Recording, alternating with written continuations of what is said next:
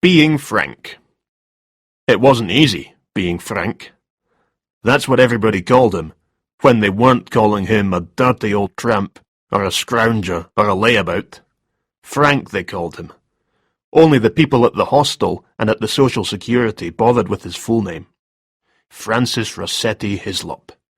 Rossetti, he seemed to remember, not after the painter, but after his sister, the poet, Christina. Most often, a person in authority, would read that name from the piece of paper they were holding and then look up at Frank, not quite in disbelief, but certainly wondering how he'd come so low. He couldn't tell them that he was climbing higher all the time, that he preferred to live out of doors, that his face was weather-beaten, not dirty, that a plastic bag was a convenient place to keep his possessions. He just nodded and shuffled his feet instead, the shuffle which had become his trademark. "Here he comes," his companions would cry. "Here comes the shuffler." Alias Frank, alias Francis Rossetti Hislop. He spent much of the spring and autumn in Edinburgh. Some said he was mad, leaving in the summer months. That, after all, was when the pickings were richest. But he didn't like to bother the tourists, and besides, summer was for travelling. He usually walked north, through Fife and into Kinross or Perthshire, setting up camp by the side of a loch or up in the hills. And, when he got bored, he'd move on. He was seldom moved on by gamekeepers or the police. Some of them he knew of old, of course, but others he encountered seemed to regard him more and more as some rare species, or, as one had actually said, a national monument. It was true, of course. Tramp meant to walk, and that's what tramps used to do. The term gentleman of the road used to be accurate, but the tramp was being replaced by the beggar, young fit men who didn't move from the city and who were unrelenting in their search for spare change. That had never been Frank's way. He had his regulars, of course, and often he only had to sit on a bench in the Meadows, a huge grassy plain bordered by tree-lined paths, and wait for the money to appear in his lap. That's where he was when he heard the two men talking. It was a bright day, a lunchtime, and there were few spaces to be had on the meagre supply of Meadows benches. Frank was sitting on one, arms folded, eyes closed, his legs stretched out in front of him with one foot crossed over the other. His 3 carrier bags were on the ground beside him, and his hat lay across his legs, not because he was hot especially, but because you never knew who might drop a coin in while you were dozing, or pretending to doze. Maybe his was the only bench free. Maybe that's why the men sat down beside him. Well, beside him was an exaggeration. They squeezed themselves onto the furthest edge of the bench, as far from him as possible. They couldn't be comfortable, squashed up like that, and the thought brought a moment's smile to Frank's face. But then they started to talk, not in a whisper, but with voices lowered. The wind, though, swept every word into Frank's right ear. He tried not to tense as he listened, but it was difficult. Tried not to move, but his nerves were jangling. "It's war," one said. "A council of war." War? He remembered reading in a newspaper recently about terrorists. Threats. A politician had said something about vigilance. Or was it vigilantes? A council of war. It sounded ominous. Maybe they were teasing him, trying to scare him from the bench so that they could have it for themselves. But he didn't think so. They were speaking in undertones they didn't think he could hear. Or maybe they simply knew that it didn't matter whether an old tramp heard them or not. Who would believe him? This was especially true in Frank's case. Frank believed that there was a worldwide conspiracy. He didn't know who was behind it, but he could see its tentacles stretching out across the globe. Everything was connected. That was the secret. Wars were connected by arms manufacturers, the same arms manufacturers who made the guns used in robberies, who made the guns used by crazy people in America when they went on the rampage in a shopping centre or hamburger restaurant. So already you had a connection between hamburgers and dictators. Start from there, and the thing just grew and grew. And because Frank had worked this out, he wondered from time to time if they were after him. The dictators, the arms industry, or maybe even the people who made the buns for the hamburger chains. Because he knew. He wasn't crazy. He was sure of that. If I was, he told one of his regulars, I wouldn't wonder if I was or not, would I? And she'd nodded, agreeing with him. She was a student at the university. A lot of students became regulars. They lived in Tollcross, Marchmont, Morningside, and had to pass through the Meadows on the way to the university buildings in George Square. She was studying psychology, and she told Frank something. You've got what they call an active fantasy life. Yes, he knew that. He made up lots of things, told himself stories. They whiled away the time.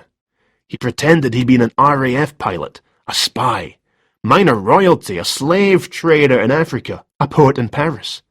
But he knew he was making all these stories up, just as he knew that there really was a conspiracy. And these two men were part of it. Rhodes, one of them was saying now. A council of war in Rhodes. So there was a Greek connection too. Well, that made sense. He remembered stories about the generals and their junta. The terrorists were using Greece as their base, and Edinburgh was called the Athens of the North. Yes, of course. That's why they were basing themselves in Edinburgh too. A symbolic gesture. Had to be. But who would believe him? That was the problem, being frank. He'd told so many stories in the past, given the police so much information about the conspiracy, that now they just laughed at him and sent him on his way.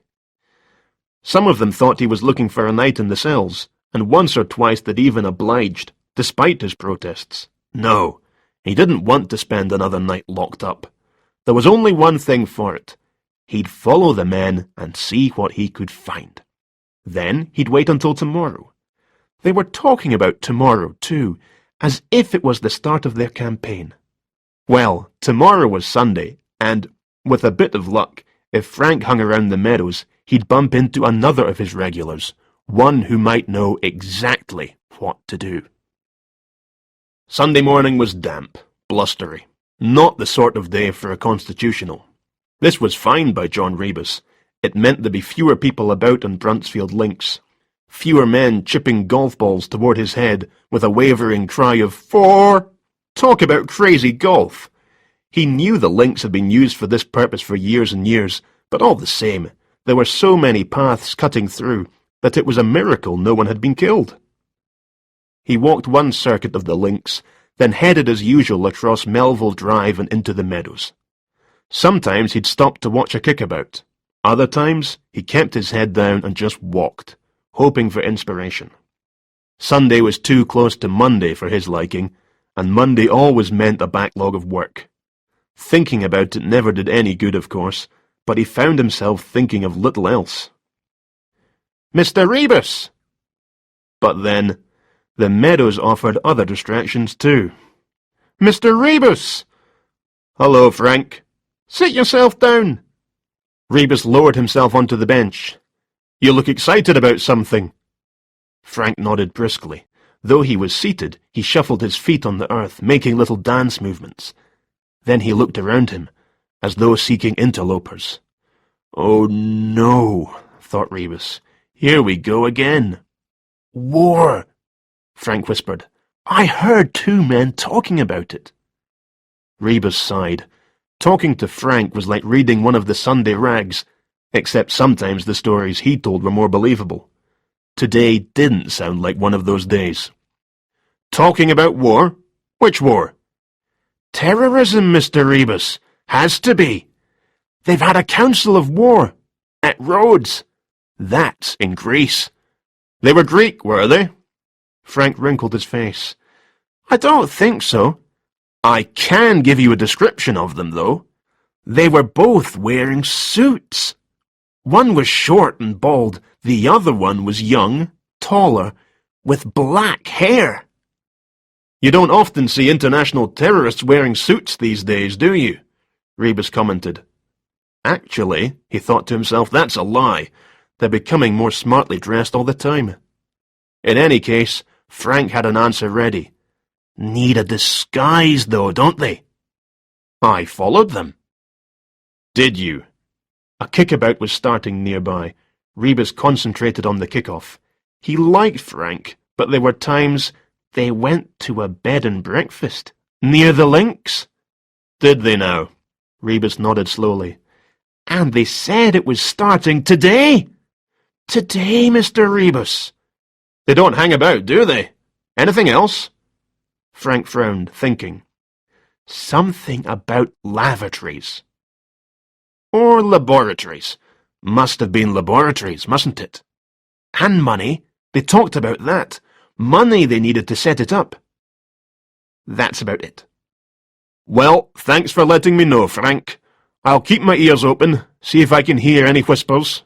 But listen, don't go following people in future. It could be dangerous, understand? Frank appeared to consider this. I see what you mean, he said at last. But I'm tougher than I look, Mr. Rebus. Rebus was standing now. Well, I'd better be getting along. He slipped his hands into his pockets. The right hand emerged again, holding a £1 note. Here you go, Frank. He began to hand the money over, then withdrew it again. Frank knew what was coming, and grinned. Just one question, Rebus said, as he always did. Where do you go in the winter? It was a question a lot of his cronies asked him. Thought you were dead, they'd say each spring as he came walking back into their lives. His reply to Rebus was the same as ever. Ah, that would be telling, Mr. Rebus. That's my secret. The money passed from one hand to the other, and Rebus sauntered off towards Jawbone Walk, kicking a stone in front of him. Jawbone, because of the whale's jawbone, which made an arch at one end of the path. Frank knew that. Frank knew lots of things. But he knew, too, that Rebus hadn't believed him. Well, more fool him. For over a year now they'd played this little game. Where did Frank go in the winter? Frank wasn't sure himself why he didn't just say, I go to my sister's place in Dunbar. Maybe because it was the truth. Maybe because it was a secret. Rebus looked to him like a man with secrets too. Maybe one day Rebus would set out for a walk and never return home, would just keep on walking the way Frank himself had done. What was it the girl student had said? Sometimes I think we're all gentlemen of the road. It's just that most of us haven't got the courage to take that first step. Nonsense. That first step was the easiest. It was the 100th, the thousandth, the millionth that was hard. But not as hard as going back. Never as hard as that. Rebus had counted the steps up to his second-floor flat many, many times. It always added up to the same number. So how come, with the passing years, there seemed to be more? Maybe it was the height of each step that was changing. Own up, John. For once, own up. It's you that's changing. You're growing older and stiffer. You never used to pause on the first-floor landing, never used to linger outside Mrs. Cochrans' door, breathing in that smell unique to blackcurrant bushes and cat pee. How could one cat produce that amount of odour? Rebus had seen it many a time, a fat, smug-looking creature with hard eyes. He'd caught it on his own landing, turning guiltily to look at him before sprinting for the next floor up. But it was inside Mrs. Cochrans' door just now. He could hear it mewling, clawing at the carpet, desperate to be outside. He wondered. Maybe Mrs. Cochran was ill. He'd noticed that recently her brass nameplate had become tarnished. She wasn't bothering to polish it anymore. How old was she, anyway? She seemed to have come with the tenement, almost as if they'd constructed the thing around her. Mr. and Mrs. Costello on the top floor had been here nigh on 25 years, but they said she'd been here when they arrived. Same brass nameplate on her door, different cat, of course, and a husband, too.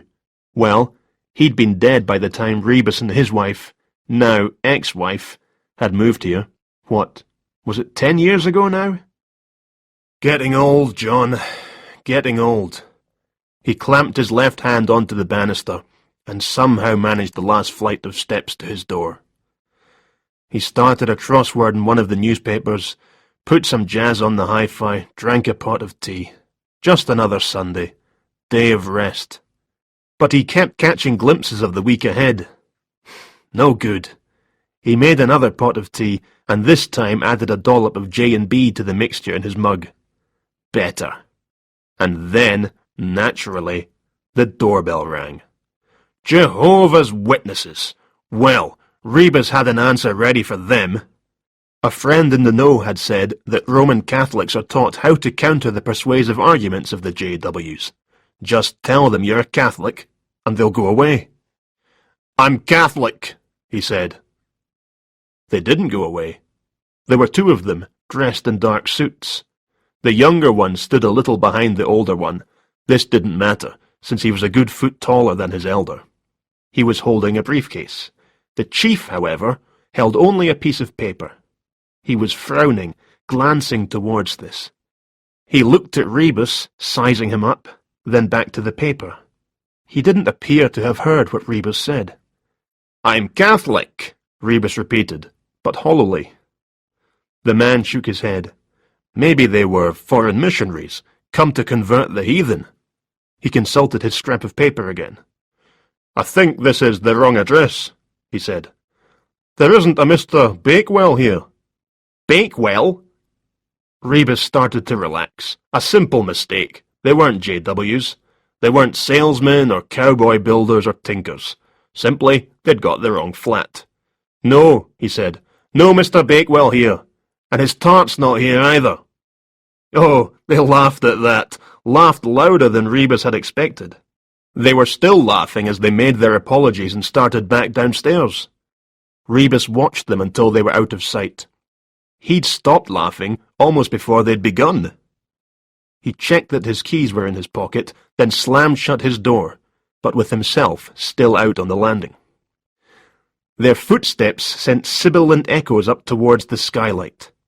What was it about them? If pressed, he couldn't have said. There was just something. The way the smaller, older man had seemed to weigh him up in a moment, then mentioned Bakewell. The way the younger man had laughed so heartily, as if it were such a release.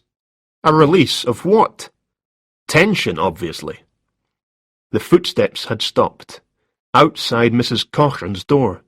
Yes, that was the ting-ting-ting of her antiquated doorbell, the kind you pulled, tightening and releasing the spring on a bell inside the door which was now being pulled open. The older man spoke. Mrs. Cochran? Well, they'd got that name right. But then, it was on her nameplate, wasn't it? Anyone could have guessed at it. Aye. Mrs. Cochran, Rebus knew, was not unique in making this sound not only questioning, but like a whole sentence. Yes, I'm Mrs. Cochran, and who might you be, and what do you want? Councillor Waugh. Councillor? No, there was no problem. Rebus had paid his poll tax, always put his bin bags out the night before, never earlier. They might be after Bakewell, but Rebus was in the clear. It's about the roadworks. Roadworks? Echoed Mrs. Cochran. Roadworks? Thought Rebus. Yes, roadworks. Digging up the roads. You made a complaint about the roads. I've come to talk to you about it. Roadworks? Here, you mean? He was patient. Rebus had to grant him that. That's right, Mrs. Cochran. The road outside. There was a bit more of this, then they all went indoors to talk over Mrs. Cochran's grievances. Rebus opened his own door and went in too. Then, realizing, he slapped his hand against his head. These were the two men shuffling Frank had been talking about. Of course they were, only Frank had misheard. Council of War was Councillor Waugh. Roads was roads. What else had Frank said? Something about money. Well, that might be the money for the repairs. That it was all planned to start on Sunday, and here they were, on Sunday, ready to talk to the residents about roadworks.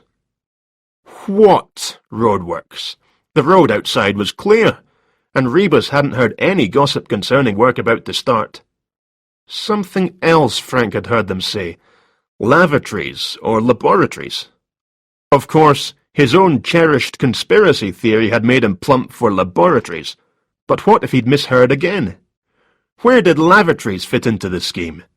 And if, as seemed certain, these were the two men, what was a local councillor doing staying at a bed and breakfast? Maybe he owned it, of course. Maybe it was run by his wife. Rebus was a couple of paces further down his hall when it hit him. He stopped dead. Slow, John, slow. Blame the whiskey, maybe. And Jesus, wasn't it so obvious when you thought of it? He went back to his door, opened it quietly, and slipped out onto the landing. There was no such thing as silent movement on an Edinburgh stairwell. The sound of shoe on stone, a sound like sandpaper at work, was magnified and distorted, bouncing off the walls upwards and downwards. Rebus slipped off his shoes and left them on his landing, then started downstairs. He listened outside Mrs. Cochran's door. Muffled voices from the living room. The layout of her flat was the same as Rebus's own, a long hallway of which were half a dozen doors, the last of which, actually around a corner, led to the living room. He crouched down and pushed open the letterbox. The cat was just inside the door, and it swiped at him with its paw. He let the hinge fall back. Then he tried the door handle, which turned. The door opened. The cat swept past him and down the stairs. Rebus began to feel that the odds were going his way. The door was open just wide enough to allow him to squeeze inside. Open it an inch or two further, he knew, and it creaked with the almightiest groan.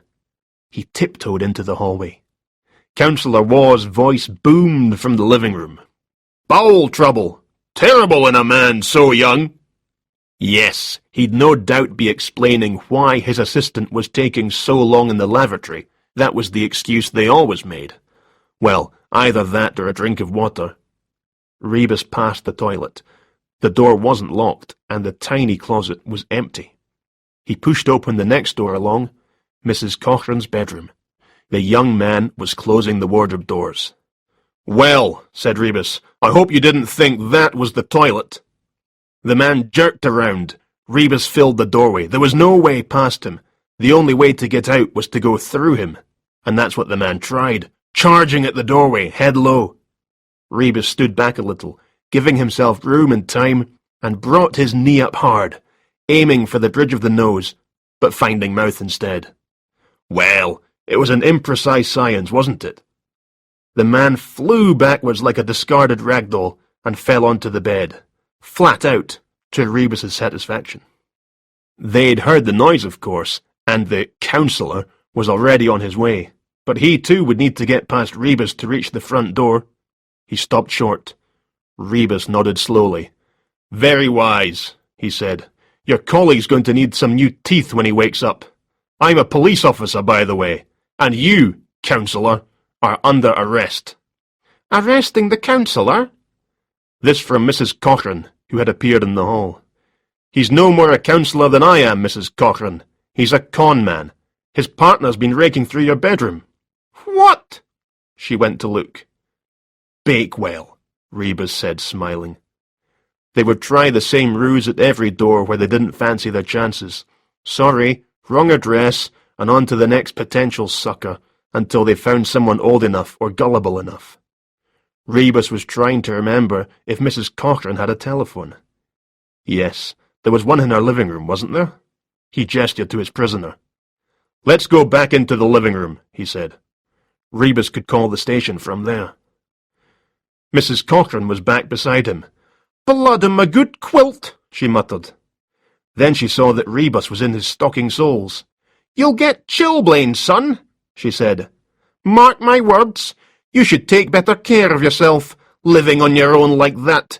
You need somebody to look after you. Mark my words. He told me he was a councillor. Would you credit it?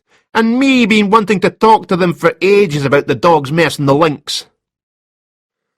"Hello, Shuffler." "Mr. Rebus. Day off, is it?